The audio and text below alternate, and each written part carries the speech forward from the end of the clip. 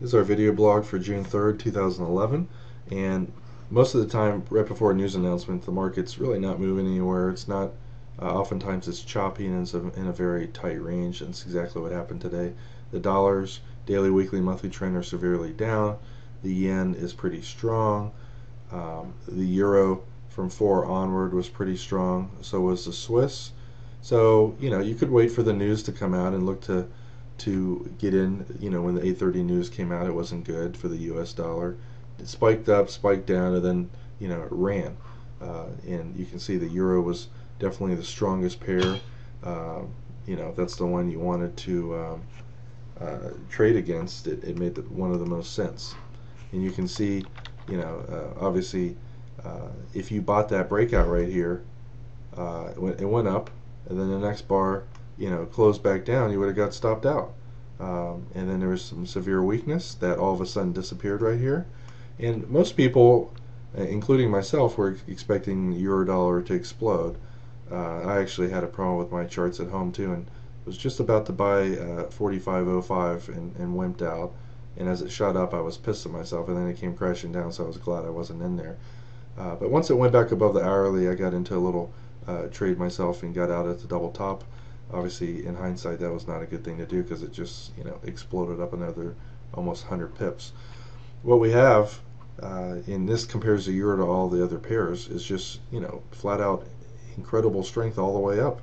There's a few bars where the euro is slightly moving up against other currencies, and that's why the strength goes down, but there's almost no red whatsoever.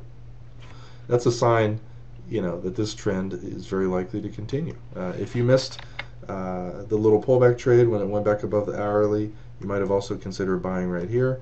It goes up to the upper containment band, my Fibonacci profit target level, and we have a 10-minute trend reversal triangle here. 10-minute signals aren't nearly as powerful as 15, which aren't as powerful as 30, and so forth. But I would say it's coming up to this fib level right now. It's probably likely to at least stall here. If it wasn't news related, I would be looking to get into a pretty high probability and high lot, multi-lot. Aussie dollar, double stat high. Multi-lot counter trend signal here. But today being a news day and it's not just technical oriented, I wouldn't do that. This thing could shoot up and go up the rest of the day and go up Sunday and Monday as well. So you'd be stuck in a potentially huge loss. Most of the time above the upper containment band, it's pretty high probability looking for a reversal.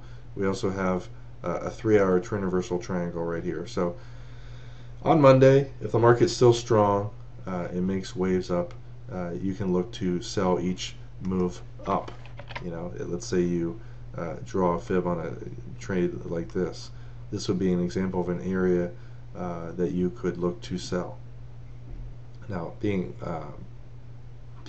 because this rally is based primarily on the dollar's weak news, technicals are less of a factor. Most trading days you can look to get into a short position here, scale in at the 1.618 fib target, and probably 80% of the time you're going to get a reversal, especially after a bunch of counter trends sell signals.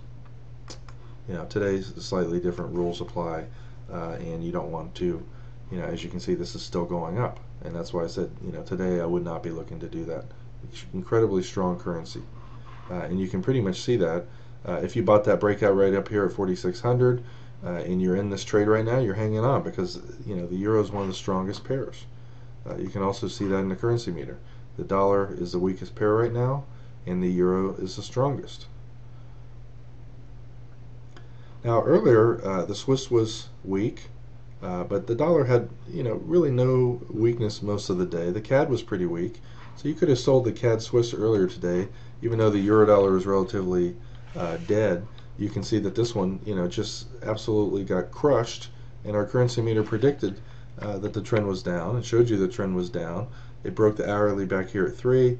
You have a nice little counter trend trade right here that fell about 20 pips. You might have gone short right here with your stop right above the high, kind of went your way, and then against, and then broke. If you weren't in that trade a little bit early before the probably the news announcement that caused this drop, you could have shorted right here.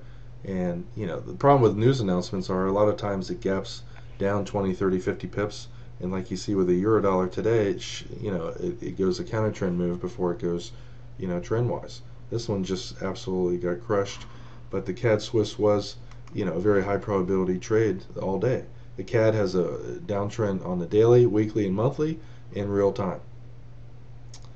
Another one that was weak most of the day was in New Zealand. The monthly trend's pretty strongly up. The weekly trend shifted down. You could have traded this also against the Swiss. Sell the weak New Zealand against the Swiss.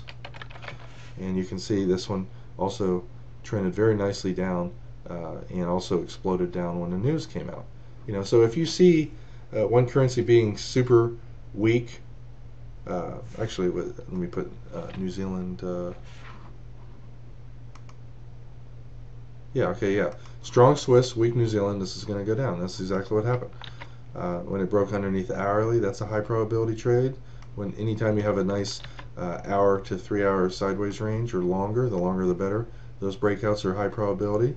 It came down to the lower containment band and ran out of steam. And you might have gotten short here when it kind of double topped right there and broke. And it took it about an hour. Obviously, they were waiting for the news before that trend, exploded. Most of the time, underneath the lower containment band, you're going to get some kind of reversal like this. So I wouldn't be surprised if the euro dollar reversed up today, even though it's strong right now.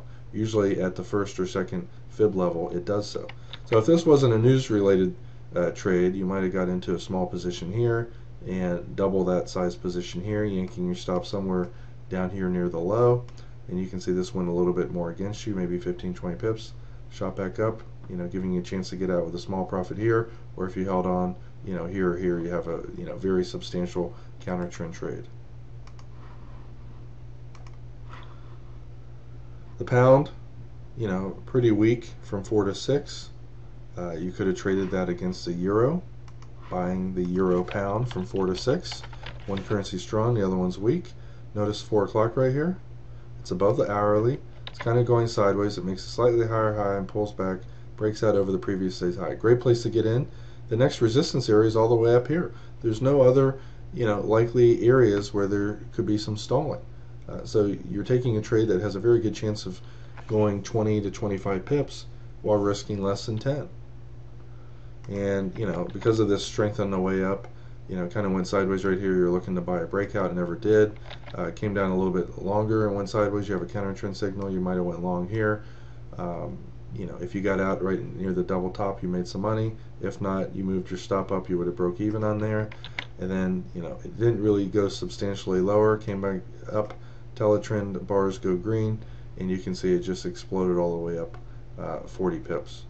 Not every trade's going to work, but anytime you see strong trend on the way up, very little weakness on the way down, usually those trends continue. And this may be an Elliott two-wave fib pullback trade as well. You draw your fib on the first wave down, and usually they stall at the first or second fib target.